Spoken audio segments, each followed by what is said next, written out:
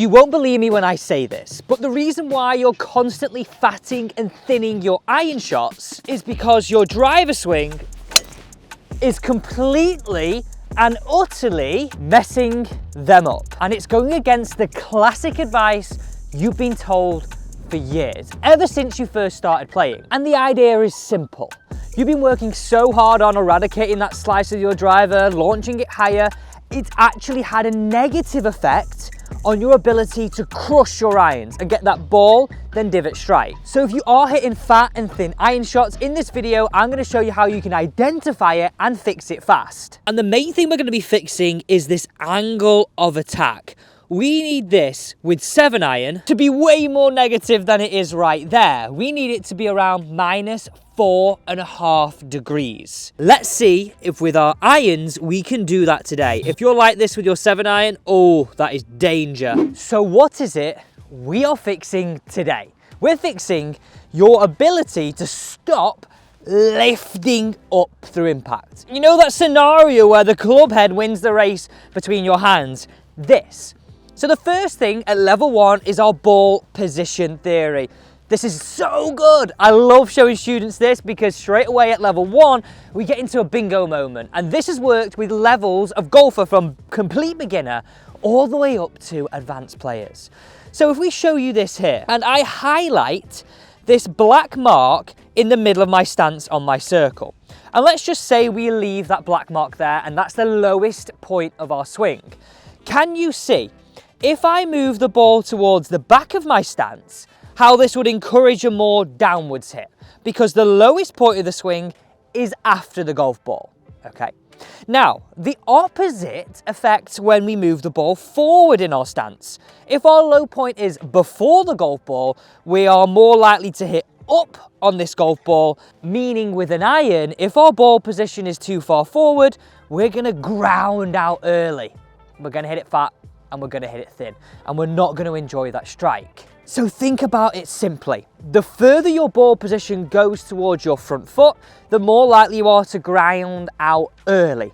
The further you move your ball back, the more likely you are to hit down. I really feel that just makes so much sense. So what I'm gonna get you to do here is I'm gonna get you to hit a 7-iron. This sounds crazy, but just hit one on your front foot, and we'll have a look at this data.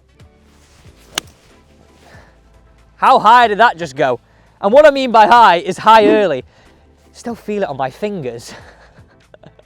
And this is where it gets interesting. See how I actually hit up on that golf ball? I scooped at it and got a little bit lucky.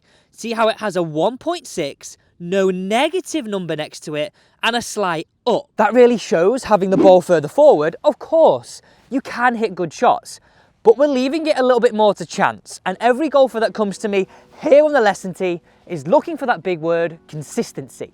Having the right ball position gives you that consistency. So in terms of ball position for 7-iron, what I'm looking for is a ball position that is just half a ball ahead of center. Half a ball ahead of center.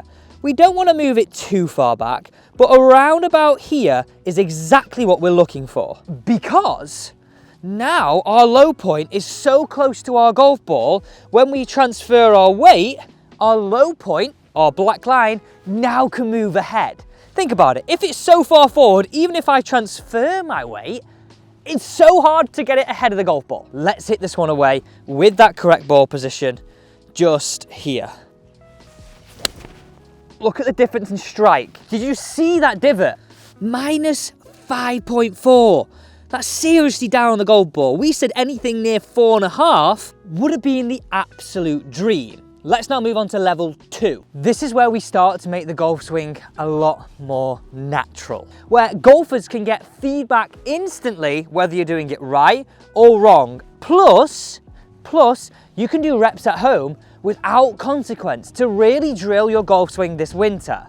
So, when you're lifting, so we go like this, the problem we're fixing, can you see how my head would get higher? We would increase in height. Now, all top ball strikers, and this is evidence-based coaching, do completely the opposite. They actually go lower. So when they're swinging down, Tommy Fleetwood's a great example, Ernie Els, Rory McIlroy, Justin Thomas, the list goes on. They all make this move where it's a lot more compact and they get lower on the downswing. Whereas right now, if we're lifting, we get higher. So at level 2, to make this more natural, I've developed a drill and there's 3 checkpoints I want you to have. But before that, this is how I want you to set up your drill. Get your ball position in 7-iron, if 7-iron's your chosen club, and then place another golf club with the butt end in line, but roughly a fist width, so 3 to 4 inches ahead. Now, the first checkpoint is I want you to have weight on your lead side. Let's say 70-30. Checkpoint number 2, I want your trail knee to be in line with the golf ball. These are all things that we see with the top ball strikers we mentioned. The next element is by the time we get to our golf club here, can we have the golf club in line with our lead arm? This is our striking zone compared to here. So, nice and simple. We address our golf ball, and please just, follow this now, it'd be brilliant if you did. Get your right ball position. We go and address that club head in front of us. We put our weight in our left side, our knee in line with our golf ball, okay? And our left arm and the golf club in line. We're then gonna push. And I really want you to remember this position here. Look at the difference of where I am, and that feedback of pushing something almost gives us a little bit of resistance. So look at this, right? As opposed to where most of us are, this way. Totally different structure. Let me repeat that once more for you. Your club head is in front, get your ball position, address. Remember, this is where we're going to get to post-impact, okay? Right knee in line with golf ball. Weight on our left side, left arm on the golf club in a line, push, finish. And really remember that position here. Those are the 3 checkpoints that I want you to live and breathe by. That is level 2. Now, if you think, right, how good we hit it at level 1, what can we do when we get to level 3? Which is now how we make it stick in your golf swing year after year. You place 5 golf balls out ready to hit. I want you to really picture that feeling of where we got here when we pushed that club. And by all means, you could have this set up to the side. That is no problem at all. What I want you to do here is feel where you want to get to and push. Really recalibrate those 3 points. Weight left, knee in line with golf ball, and through. I now want you to hit a series of 3 shots at half swings, half speed. Just like this, focusing on achieving those 3 key checkpoints. And the reason why we do it at half speed is, it just gives your brain a chance to feel it. Wow, that was crunched. You'd hit 3 away just like that. Really giving yourself a chance of getting that feeling we're looking to achieve from level 2.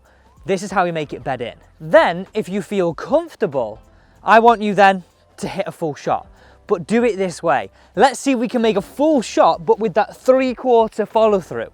Really honing as similar to the same feeling you got from level 2. And I don't expect you to get this straight away. That's why I know you can go back to level 1, check your ball position, go back to level 2, get that feeling, and here at level 3 is how you make it stick for years using realistic drills that you can hone yourself. Oh, look at that strike, that's like a bullet. And here we go, a 4.9 on the down attack angle. That's exactly how you go away from scooping and lifting and hitting on the down of this golf ball. Let's see how far we actually hit it. And here we go, on the nose, 170-yard carry.